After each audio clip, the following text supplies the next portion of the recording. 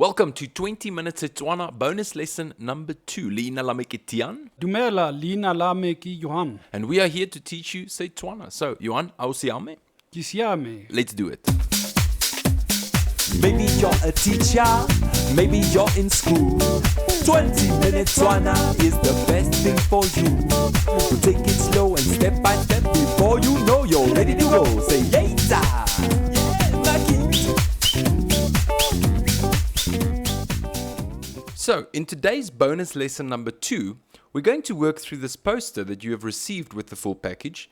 And if you've been with us up until lesson 23, you'll notice that many of these columns contain information that we've already done. We've already gone through. But maybe you could just tell us, Johan, what is this poster? You'll see that it's a summary of the whole grammar system of Setswana. Now, to be honest, a few months ago, you gave me a copy of this, and it was quite daunting because I had no idea what was going on. But now, I'm not afraid of this anymore. Yeah. Because I understand what's the going on. most important thing to realize about this table is that the whole Setswana grammar system is built upon the noun classes. Those first two letters of Those of the first noun. two letters are very important because you use them in all the forming of these little particles. Yes. And they don't actually have clear meaning Yes. because they are particles, they are links. On their own, they don't really mean Yeah, anything. on their own they don't mean anything. But they are part of a word group or a sentence. Yes. Let's start with these columns one by one.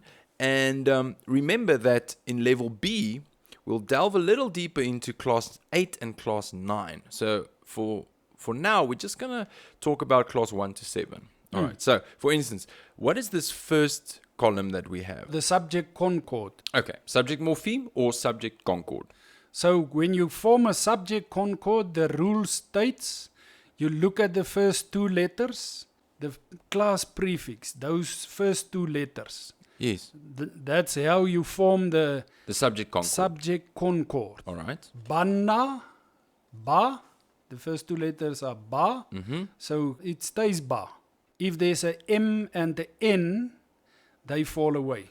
I remember the nasal consonants fall Yeah, away. the nasal consonants, they fall away. So if you have munna, M-O, it's just munna o. So you can say mona o abua. The man speaks. Munna o abua. That's it. That o is the subject concord that's in our table. Yes. And just take note, you can't just say mona abua. You have to add that subject. morpheme. That noun that you use as a subject must be followed in the sentence by a subject concord. All right. Okay. So what's the second column that we have? Demonstratives. Okay. They are formed from that subject concord. All right.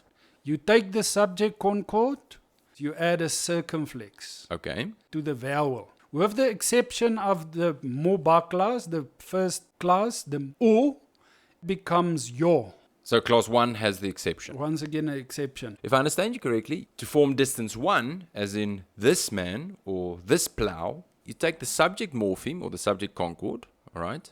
So let's take class number 2, noun class number 2, where you take the subject morpheme or the subject concord of mochoma, for instance. So you're left with o. Then to add a circumflex to that, the u, mochoma u, becomes mochoma o. Oh, okay. Slight difference in pronunciation. Yeah, as soon as you add the circumflex, then it becomes o. O. So now you have this plow is mochoma o. O is the first distance. The second one is mochoma o. You add an o to the first distance. All right. And the third distance, you add an le to the o. To the first distance. To the first distance. It becomes ole.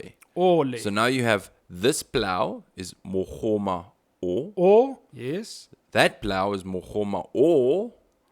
that's it. And that plow over there is mochoma ole. That's 100% Right. correct. Okay. So the exception of munna yo becomes munna yo and munna yole. Okay. So if you have banna, Banna subject concord was ba. So it doesn't change. It stays ba in the demonstrative distance 1. Then you add an O. Banna bau. Okay. And the third distance, banna bale. All right.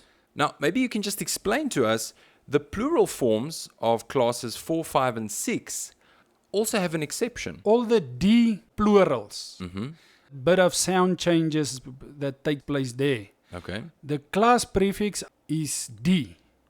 Yes. When you change that to a demonstrative, it becomes tse. Okay. So that's just something to memorize. Yeah. Instead of D, So, it's tse. The first distance is tse, second distance tseu, and the third distance tsele. And all the D plural classes, they are exactly the same. Yeah. If you know the first one, you obviously know the rest of them. Then you must just know your mathematics. Yes, it's obviously like a mathematical formula that takes place that I've now seen. So instead of saying D, deo, dele or something, it's tse, tseo, tsele. Tse, tseu, tsele. All right. So those were the demonstratives. What's the next column that we have? The object concord. All right. The object concord is exactly the same as the subject concord, but the exception is again the mo of the moba class. The M stays there. Oh, so you don't take away the M. You don't take it away when it comes to the object concord. All right.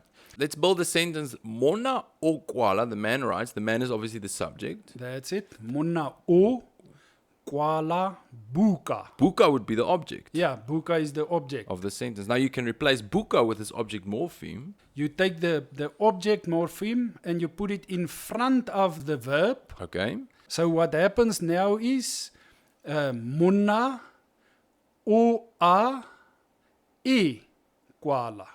O a e koala. Because e is the object concord of buka. Of buka. So now you're actually saying the man writes it. That's it. Referring to the book. And this present tense a comes back because nothing is There's follows no, the verb. No words or sentence continuing after the verb. All right. Okay. Well, what's the next column that we have? The adjective, where you describe a noun according to color, form, or amount. Amount. Okay. If you look at your table, you form that adjective particle by making it the same as the demonstrative, distance 1. So the forming of an adjective group, you have an adjective particle, you have an adjective root, then in front of the adjective root, you just add the class prefix again. Adding that noun prefix as we've already discussed. You add the noun prefix in front of the adjective root. For instance, if you want to say a big chair, you can look at your table, it says se. Okay. So then setulo, se, segolo. Okay. That's class number 4. That's class number 4. So if you have boroto, if you want to buy a big bread, you would say boroto, bo, buholo. If I just said boroto bo, it means this bread. Yeah, But if I said boroto boboholo, it means a big bread. yeah. Well, that's great news because while learning one thing, you're actually learning another at the same time. Now, what's our next column? The next column is the possessive particle. So when you have a certain possession, so when you say, for instance, the chair of the man or the man's chair, setulo sa munna. Okay. So the group is noun, possessive particle, noun. Mushimane wa munna. The boy of the man. The boy of the man. The man's boy. Yeah, the man's boy. Mohoma wa munna. The plow of the man. Yeah. Okay. But how you form that particle? You just add an A to the subject concord. Yes, I remember this formula. So if you have a subject concord, munna o. O plus A, if you say it to yourself, wa. That's right. The possessive particle of munna is wa. That's right. Banna ba basadi. Mm-hmm. The men of the women. The women's men. Yeah, it's ba, and you add an a to that, it stays the same. Stays a. Ba plus a is ba. So it's easy again to see that the subject morpheme, or the subject concord, is where you start. Yeah. That's easy. What's the next one? The next one is the verb relative group. The verb relative group. This is where you use a verb to describe a noun. Example, Munna yo o kwalang. Okay. The man that is writing. Okay. So you can imagine a sentence where you have Munna o kwala buka. Okay, the man writes a book. Yeah, so now you want to qualify this man. Mm-hmm. Which man is it? You qualify it by using this verb relative group where you say the man that is writing. How this is formed, again, you'll see that yo is exactly the same as demonstrative distance 1, Okay. followed by the o is the same as the subject concord. And then the verb plus an ng at the end. So kwala becomes kwalang. Kwala becomes kwalang. I remember actually this verb relative because the example that we had at the beginning of 20 Minutes Setswana was letsatsi leletlang. Yeah, The following day. leletlang. The day that is coming. So you have letsatsi followed by the verb relative particle le, Mm-hmm. the same as demonstrative distance 1. Mm-hmm. Le, the same as the subject concord. Mm-hmm. Tla is a verb, and you add an ng, tlang, and that's your verb relative group. Letsatsi obviously being from noun class number 3. That's it. And what is the next column? The copulatives. So the Alright. first one is the defining copulative. The defining copulative is exactly the same as the subject concord. Okay. For instance, Munna o mogolo. The man is big. So that's a sentence. That's a sentence, full stop. Okay. Because the adjective, you say Munna yo mogolo. Okay. And the difference being? So the difference is the adjective is the big man.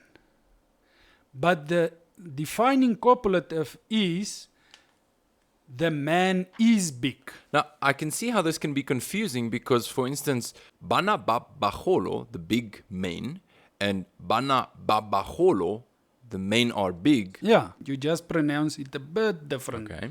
Banna baba holo. Mm-hmm. Banna ba holo.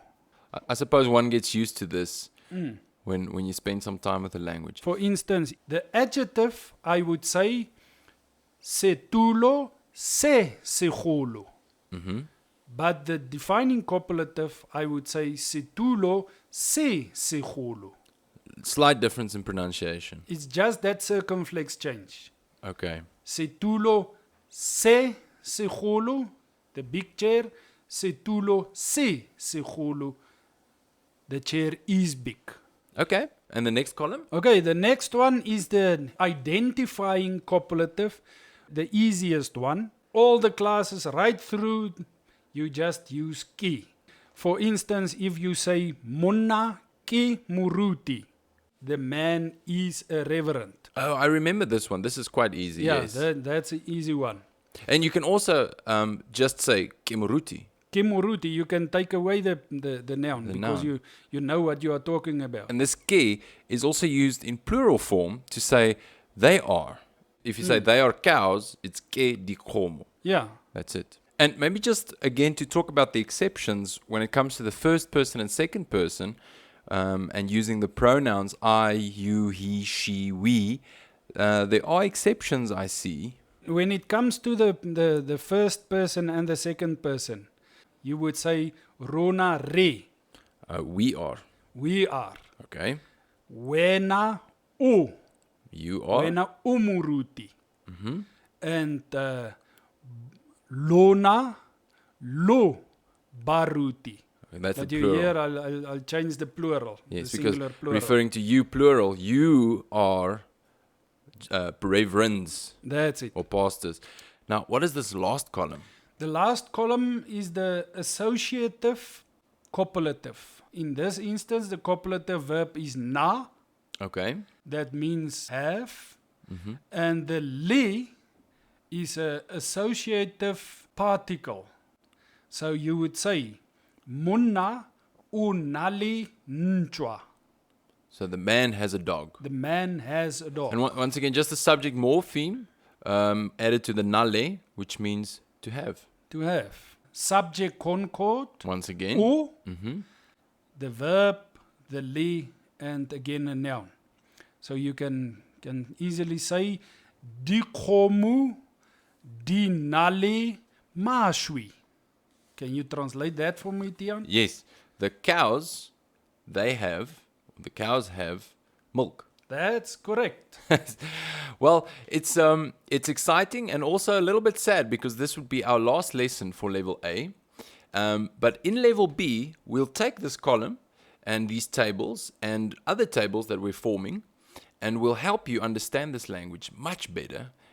But I'm sure that up until this point, you've now acquired quite a few tools to help you speak to Setswana speakers. Yeah. And you can build your own sentences. Yes, you as the listener can now help yourself by learning new vocabulary and utilizing these columns to build sentences. So, Johan, thank you so much for having joined us throughout 20 Minutes Setswana Level A, and we'll see you in Level B. Go fitlhela nako e e tlang. 20 minutes Setswana is the best thing for you. So take it slow and step by step before you know you're ready to go. Say later. Yeah.